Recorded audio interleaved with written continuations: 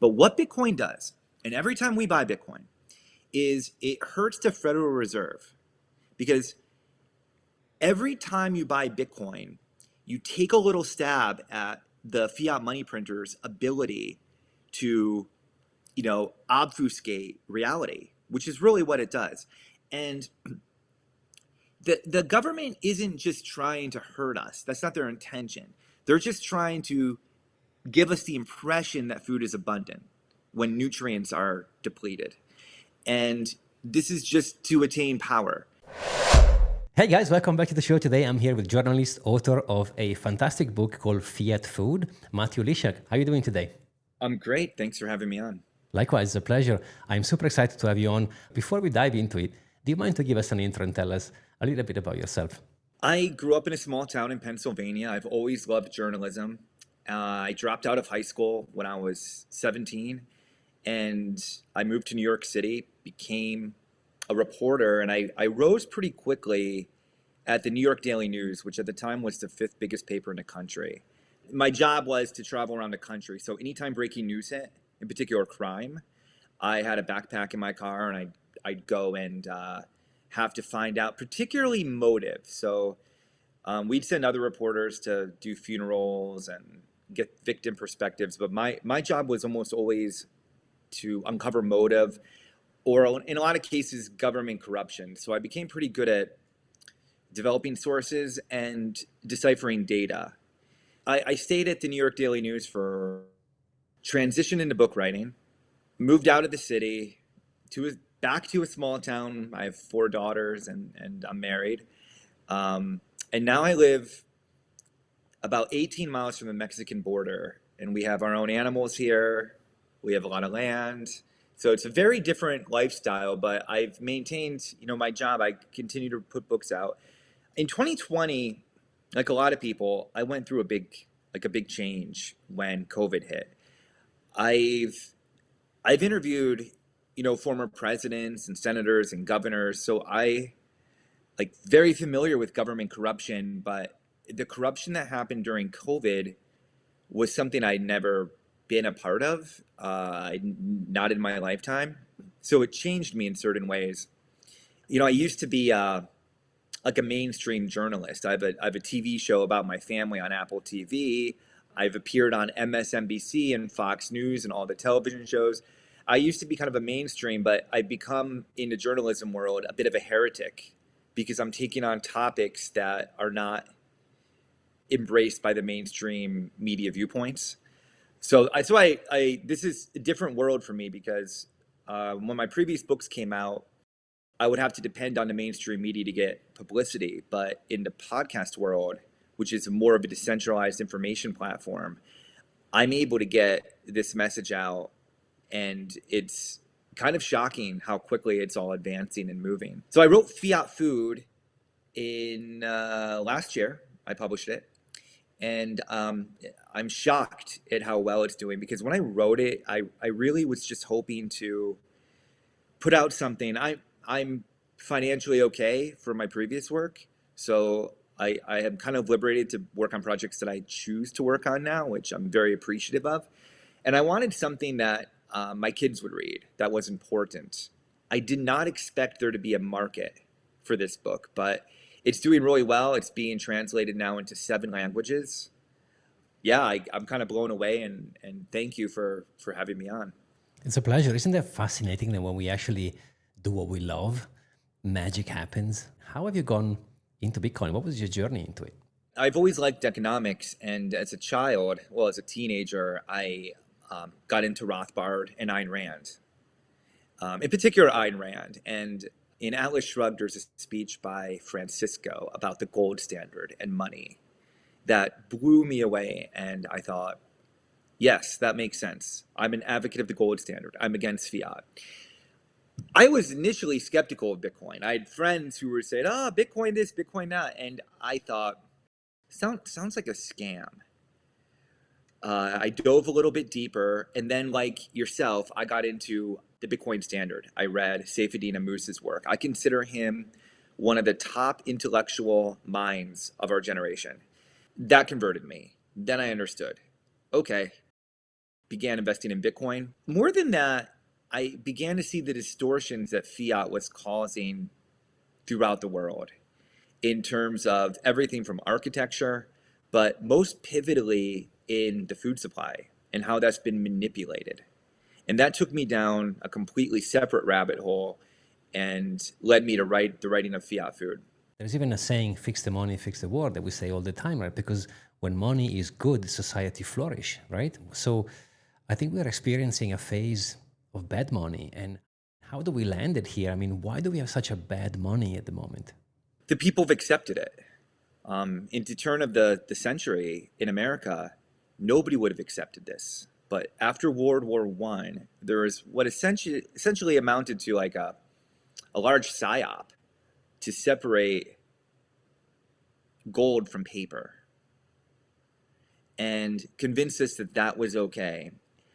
And then through the funding of academia and education in America, we've altered the argument. So like we have even changed the definition of what inflation is. I mean, inflation comes from the root word inflatio from Latin, which means to expand. But in modern day America, inflation is attributed to everything from Taylor Swift concerts to thunderstorms, anything but the expansion of the money supply. So we've convinced Americans that, successfully, I would argue, that we need to keep expanding the money supply through a magic money printer, and that the loss of purchasing power and the degradation of our currency is just a part of life, to be accepted in the same way as death and taxes. So how long do you think we have until we are going to collectively say, enough, this is not going to work for us anymore, and we want things to change? I don't believe that any future position is inevitable. I believe that individuals have choice and free will. And what I'm really encouraged by is that there seems to be a growing critical mass. And this seemed to have happened at the same time it happened to me with COVID, where people are no longer outsourcing their decision-making to authority. So COVID sort of broke that. We trusted the health organizations to tell us the truth. We transparently know now that they lied to us. And I know for me that set apart this ripple effect of like, well, what else am I being, if they're going to manipulate us and lie about something so fundamental like this, what else is happening? And I think that there's a growing divide. So in America, there's a lot of talk about the political divide amongst the Republicans and the Democrats. I think there's a philosophical divide that's larger and that supersedes that, and that it's between people who are no longer outsourcing their thinking skills to credentialed authorities. People who are beginning to think on their own. And I believe that truth is contagious. And podcasts like your own and others I've been on continue to push that message that, you know, you don't need to buy my book or listen to your podcast to find health. Like, you know it's healthy. You know that Cinnamon Toast Crunch is not healthy, despite what the USDA might tell you, or the Tufts Food Compass, or the credentialed experts might say. You know probably that the food that your great ancestors ate, they might have been onto something. You know, for thousands of years, we ate natural foods like primarily meat. Over the last 55 years, there's been a huge gaslighting campaign to convince us to eat anything but meat. And I mean, my book, I lay out the argument, and I feel like it's a very strong argument. I have over 200 citations. I did very thorough research that the move away from meat was largely out of a desire to obfuscate the degradation of the currency. Because authorities really understand that they can get away with endless war and they can get away with corruption. We'll keep voting these idiots in. But when food prices go too high, like happened in Sri Lanka in 2022, hundreds of thousands of people will rage like they did and go to the palace. The leaders had to flee. So the link between political instability and high food prices is very high. So in 1970, when Nixon, in 1971, August 15th, when Richard Nixon decoupled in America from the gold standard, he understood, and I have this from Freedom of Information Act requests, there was a huge debate on how to keep food prices low. Because what they understood was that you could process corn and plant products on scale. Meat, you couldn't do that. Meat is very hard. You speak to a rancher, raising a cow, slaughtering a cow, the whole process, you can't just print out meat like you can Doritos. So they made a decision in 1971 to shift the food supply from meat-based to plant-based. Because in America, I have 4 daughters, right? So I can actually feed all my kids with 4 boxes of cereal in a day, and it's pretty cheap. But for the nutrients that we need to thrive as humans, in America, foods become cost prohibitive. So the upper classes now can afford meat, but the lower classes are eating grains like 16th century peasants. And that's not an accident. That's a result of trying to hide the inflationary theft of our money that occurred when Nixon decoupled from gold. And it's only going to accelerate as more dollars continue to flow, and the supply of meat is not going to be able to keep up with that pace. If you feed people low quality food, they're getting sick, which means you can then sell them the pharmaceutical remedy, right? So you're creating the whole process yourself. Do you think Bitcoin can actually be a solution for our problems? So I lose a lot of people on this, but hear me out here, because I didn't go into this as a Bitcoiner. I didn't go into this book with this preconceived notion that Bitcoin would change everything. I went into this book actually believing that corporations were primarily to blame, and in particular, their capture of the government. But when you really break it down, corporations and these big food conglomerates had the profit incentive way before 1970. Yet people still primarily ate meat. In 1970, people on average ate 155 pounds of meat a day. They ate meat for breakfast, lunch, and dinner. The shift that happened in 1971, when we decoupled from gold, is the government began tilting the table through subsidies and through false nutrition science. And then the development of the food pyramids and the food compasses, which then become law in America. So people might kind of scoff at, oh, you know, it's just a government tells us nutrition, we could ignore it. You can't, because in 1992, for instance, when the dietary food pyramid came out, which told every American to eat between 8 to 11 servings of grains a day, which is just a recipe for metabolic destruction, that became law in every public school in the country. So by the time most kids came out of public education, they were already metabolically compromised and addicted to a lot of these sugary, disgusting, non-food like substances.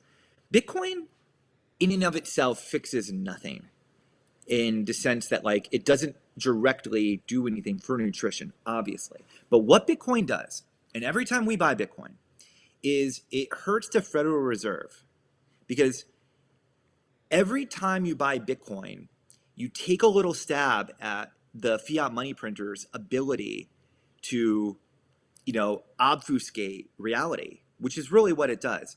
And the government isn't just trying to hurt us. That's not their intention. They're just trying to give us the impression that food is abundant when nutrients are depleted. And this is just to attain power. The need to obfuscate the degradation of the currency is eliminated when you eliminate the Federal Reserve. The incentive to shift the food supply, which the very seed of that was Nixon's decoupling, goes away.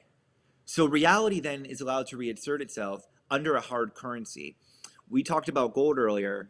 I tend to believe Bitcoin is just significantly better, because as long as you have your private keys, it can't be centralized. Inevitably, if you go through history, every time gold is practiced, at some point the government comes up with a manufactured crisis, usually war, to seize everybody's gold.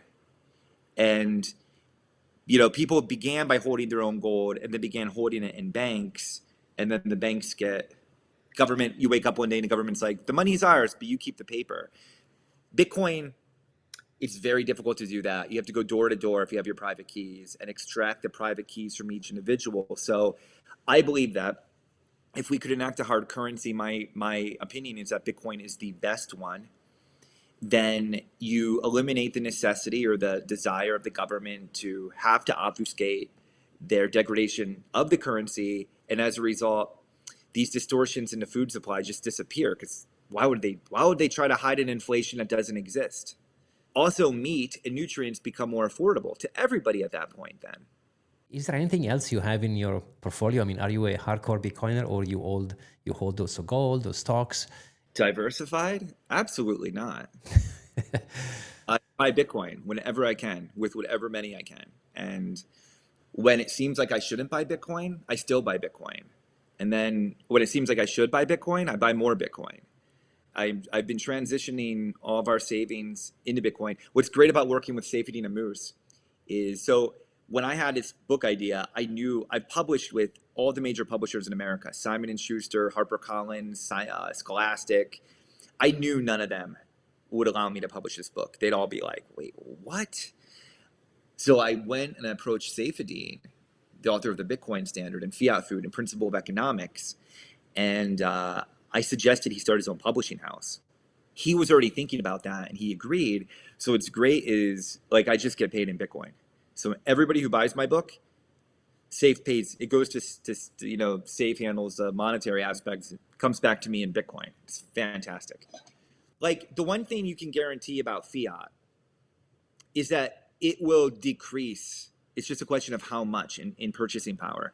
So if you were to take a $10 gold coin in 1910 or 1900 and bury it for 10 years, you could reasonably conclude that when you dug it up, the purchasing power, that $10 gold coin, would be able to buy significantly more product. But today, if you were to bury a $100 bill and bury it for 10 years, it's guaranteed that you'll lose at least 40% of its purchasing power. You'll be able to purchase less. So every chance I get to get out of that coin world, I take. Granted, I need fiat at times to barter with people here, but I'm happy to get rid of my fiat any chance I get, especially, we were talking earlier about you, like, having issues having to pay for, you hate paying with Bitcoin. Yeah, like, I do too. I mean, especially redeeming my Bitcoin for fiat money, it feels immoral, because I think it is. I agree, but at the same time, if we are all invested and if it's everything we have is in Bitcoin, well, we have to, right? And fish for the positive here. There is a karmatic element that I found peace with, and I'm like, okay, every time I am selling some of my Bitcoin, I'm empowering someone else to liberate themselves, because at the end of the day, Bitcoin is limited, right? So if I don't sell it, no one has the option to buy it. I wanted to ask you, because you live in the US, I mean, kind of borderline with Mexico, but still US, right? So what's your perception of Trump now? Because, it's been, I mean, technically today is day one. It's the beginning of the Trump administration now. So are you expecting big changes into the Bitcoin universe? I have a bit of perspective on this, because I've known Trump. I haven't spoken to him since he's been elected. I knew him because I was a reporter in New York for a while. So Trump was very media savvy, and I'd see him at events, and I'm not on a first name basis with him or anything, but I've had conversations with him. And because of my previous work, I'm well sourced with people in his orbit.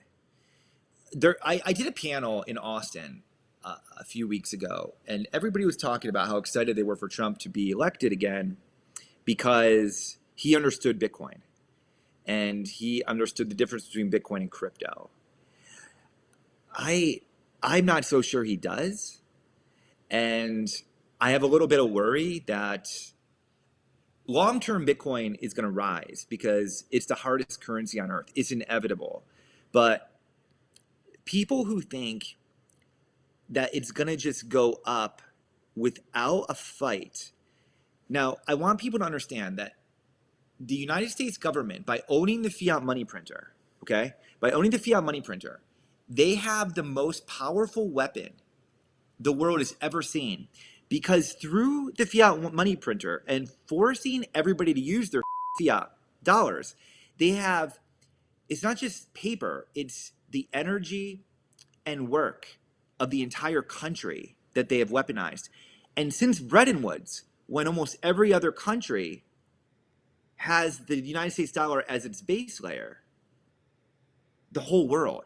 So they can weaponize all of our labor. They can basically tax us without us even really knowing, through inflation, through just the printing of dollars. So people who think that the banks are going to just, and these people in charge of the fiat money printer are just going to be like, okay, you win. We give up. They're out of their minds. There will be a huge fight, and there will be intense campaigns to distort the truth, like it's happened again and again. Trump's flaw, and this is according to people close to his orbit, I'm very well sourced with people close to Trump's orbit, is that he thinks he's such an optimist. He's like at heart a very good man. He thinks that everybody around him loves him, when a lot of the people in his administration hate him and are out to destroy him. He doesn't understand this. And it's not as bad as the first administration, but in this administration, there are still some of those people. And to be honest with you, they come from, the Jared Kushner wing of the Trump world. They're trying to constantly keep the large apparatus moving and churning and just sort of weather Trump. So I guess the short end of the short way to say that conversation is we should all not relax. We need to be vigilant and hold Trump's feet to the fire. I've been told by sources close to Trump that he was going to free Ross today, that would happen today. That pardon would happen today. But he's like, things could change so quickly with him. I mean, he's very erratic like that. So he also, there's talk of the strategic Bitcoin reserve. That would be huge, or removing the banking regulations. These haven't happened yet. I expect that he will lessen some of the banking resolutions. I was told that was something that's on the schedule, but for Trump, it's all about the media and manipulating the media largely. So he doesn't want to do them all at once. He wants to keep his name on top of the cycle of the American media, which he's very good at. At his heart, Trump is a great guy, and he's not adversarial to crypto or Bitcoin. But I think he sometimes confuses the two, and that's problematic. What I've seen from Nashville was when the speech was finished, before Cynthia Loomis came in and she said, I have a bill, 1 million Bitcoin in 5 years. What I got from Trump was, well, the 200,000 Bitcoin we have, we're not going to sell. That's it. And he was trying to appeal to 50 million crypto and Bitcoin users in the US to catch votes, right? I get it. You are campaigning, so you want to get groups and get votes.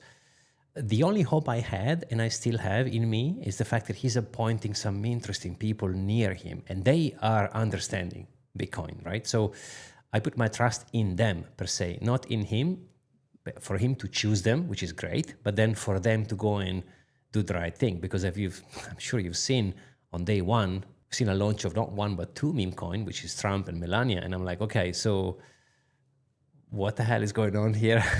It's supposed to be a Bitcoin strategic reserve.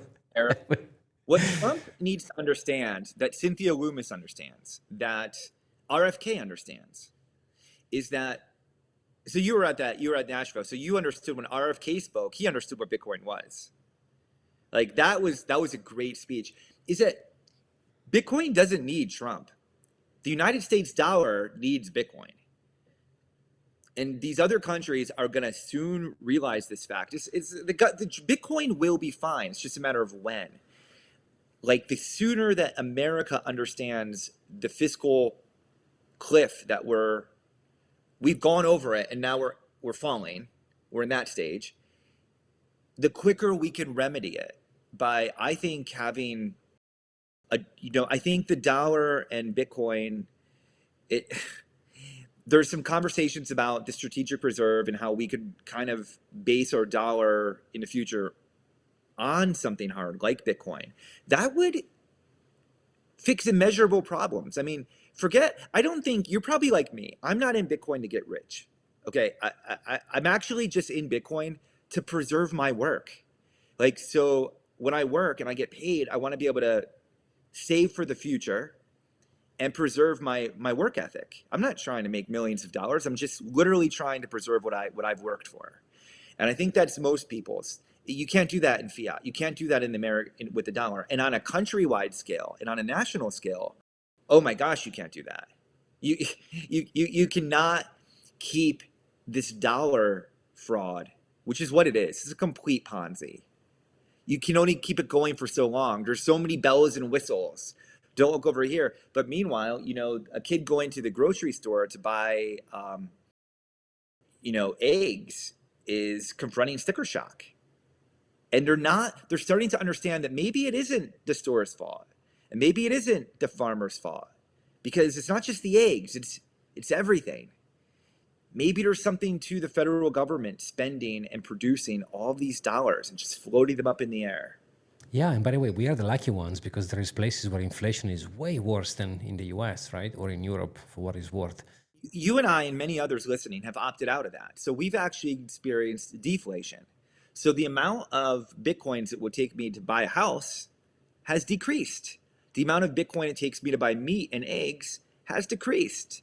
So we don't have to be on this fiat hamster wheel. We get to opt out whenever we want, and that's beautiful. So when you go back to a hard currency, you see because of technology and innovation, the prices actually are going down. It's the fiat dollar that's becoming. Personal question, if you don't mind sharing it, because I have the same issue and I am trying to find a balance here, like I told you off camera. Do you actually play the cycle at all and you scale out into fiat to have a cushion or a parachute, since we are basically balls to the wall all in Bitcoin, or you just like ride it? I think you just ride it. I'm not smart enough. I know people who try to game the market, and I don't know. I know that Bitcoin over time will go in one direction. It's inevitable because it's math. I mean, there's a limited supply. So I can get caught up in it too, short term, like checking the Bitcoin balance, right? Oh, I lost $25,000 in 12 minutes, or I gained 30,000. Like it makes you go mad.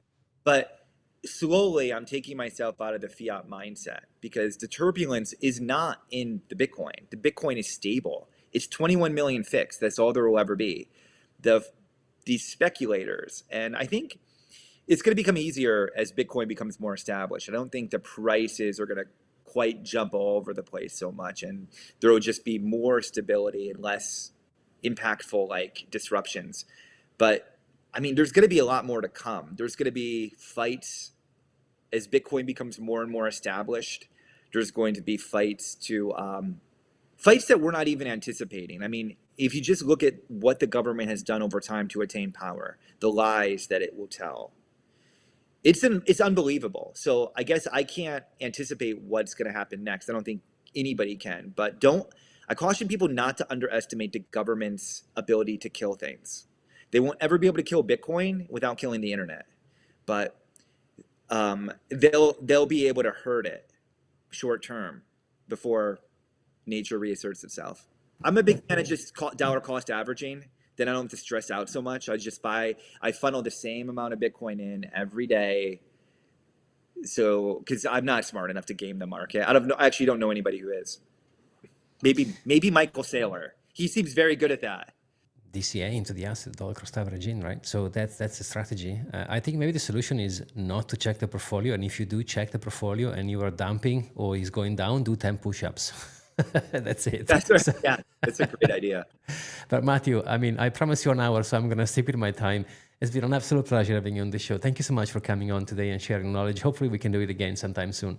Listen, thanks, man. And I want an invite at some point to your place in Dubai. I want to visit. Yeah, I don't drink alcohol either. We could drink orange juice on the beach and talk Bitcoin. I've never been to Dubai. So next time there's like a convention or a speech there, I'm crashing at your place. I'm bringing my wife, maybe all 4 of my kids. We're just all crashing there, talking Bitcoin, drinking orange juice on the beach, and having steak, maybe hitting a conference. So keep in touch, man. It's been a pleasure. And it's great to hear you have a fantastic story. I love it. Thank you so much.